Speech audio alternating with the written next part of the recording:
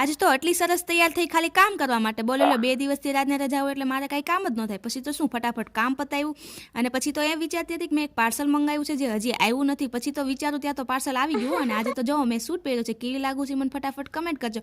અને આજે પાર્સલમાં શું મંગાવ્યું છે ચાલો તમને લોકો પણ બતાવું. તો પછી તો મેં ખજાનો ખોલ્યો તો આમાંથી બધી ડેકોરેશનની વસ્તુઓ નીકળી હતી. તો આની પછી તમને ખબર તો પડી ગઈ છે કે કાંઈ સેલિબ્રેશન છે, સેલિબ્રેશન યુટ્યુબ કે પછી કોઈ બર્થડે કે પછી કોઈ એનિવર્સરી, એ તો હવે હું તમને આગળ જ બતાવીશ. તો તમે ખજાનો જોઈને ખબર પડી જ ગઈ છે ને. પછી તો ખજાનો ખોલીને હું આવી ગઈ હતી રસોઈ કરવા માટે, કારણ કે રસોઈનો ટાઈમ થઈ ગયો હતો.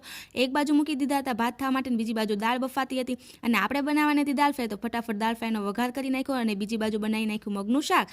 મગનું શાક બનાવતા બનાવતા હું તો દાજી ગઈ અને રોટલીનો લોટ પણ તૈયાર હતો. પછી તો ફટાફટ ગરમા ગરમ રોટલી કરી અને ત્યાં તો પણ રાજ પણ આવી ગયા હતા. આજે કોઈ સ્પેશિયલ ડે છે એટલે રાજ વહેલા આવી ગયા છે, એ તો હું તમને બતાવીશ આગળ. તો ચાલો તમે લોકો બધા પણ આવી જાઓ જમવા માટે.